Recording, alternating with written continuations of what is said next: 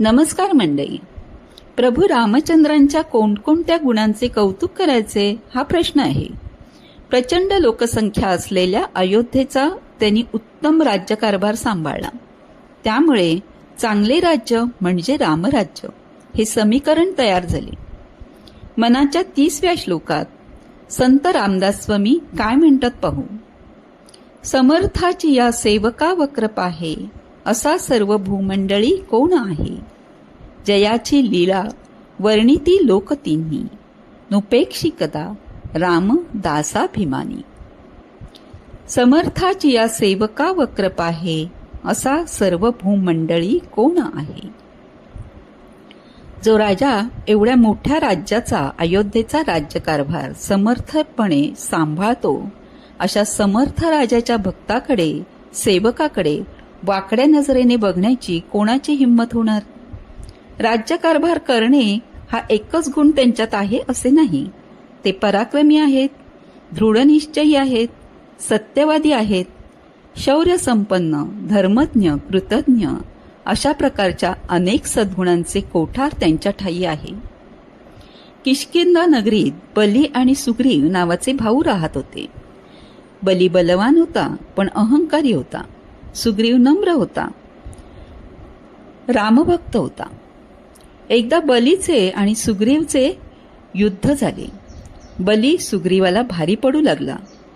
तेव्हा झाडाआडून बाण मारून श्रीरामांनी बलीचा वध केला आणि आपल्या सेवकाला म्हणजे भक्ताला वाचविले. बली जखमी झाला. तो म्हणाला, मी तर धर्माने लढलो, मग मला लपून का मारले. तेव्हा श्रीराम म्हणाले, तू सुग्रीवाच्या पत्नीला त्रास दिलास, राजा असून अधर्माने वागलास. मला न्यायासाठी कधी कधी कठोर निर्णय घ्यावेच लागतात. सेवकासाठी सदैव तत्पर असणारे श्रीराम भक्ताची कधीही उपेक्षा करत नाहीत आणि श्रीरामांच्या भक्ताचे, सेवकाचे कुणीही काही वाईट करू शकत नाही. समर्थ श्रीरामांच्या सेवकाकडे वाकड्या नजरेने पाहू शकेल असा सर्व भूमंडळी कोण आहे, असे संत रामदास स्वामी आत्मविश्वासाने विचारत आहेत. जयाची लीळा वर्णिती लोक तिन्ही, नुपेक्षी कदा रामदासाभिमानी. ज्याचा महिमा तिन्ही लोकी म्हणजे स्वर्ग, पृथ्वी, पाताळ या सर्व ठिकाणी गायला जातो, त्याच्या भक्ताचा कधीही तिरस्कार करू नका असे समर्थ म्हणतात. एका गावात 2 माणसे राहत होती. एक श्रीमंत प्रभावशाली दौलतराव तर दुसरा साधा रामनाम जपणारा रामराव. साहजिकच लोक श्रीमंताला मान देत आणि त्या गरीबाची अवहेलना होत असे. एकदा गावावर संकट आले. गावच्या जमिनी अल्पटात खरेदी करून तिथे रिसॉर्ट बनविण्याचा प्लान काही समाजकंटकांनी सरकारी अधिकाऱ्यांना हाताशी धरून केला. दौलतराव पैसे मिळणार म्हणून खुश होता. नाहीतरी त्याची शेतजमीन अशीच पडून होती. तो काही शेतात काम करत नव्हता. पण ज्यांचे त्या शेतावर पोट होते अशी सर्व मंडळी एकत्र आली. रामराव त्यांच्यातच होता. सरकारी अधिकारी काही ऐकण्याच्या मनस्थितीत नव्हते. जमिनी विका, पैसे मिळतील व रिसॉर्टमध्ये नोकऱ्या मिळतील असे सांगून लोकांची दिशाभूल करत होते.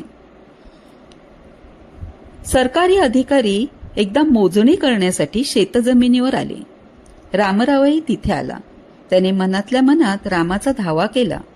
काही वेळाने जमिनीतून सर्व बाजूने नाग निघू लागले. अधिकाऱ्यांचे धाबे दणाणले.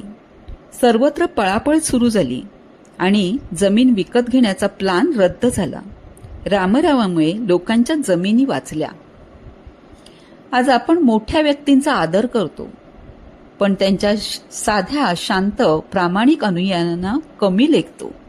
देव मोठा आहेच, पण त्याचा भक्तही तितकाच महत्वाचा आहे. तेव्हा त्याची उपेक्षा करून चालणार नाही असे समर्थ म्हणतात. बोला जय जय रामकृष्ण हरी.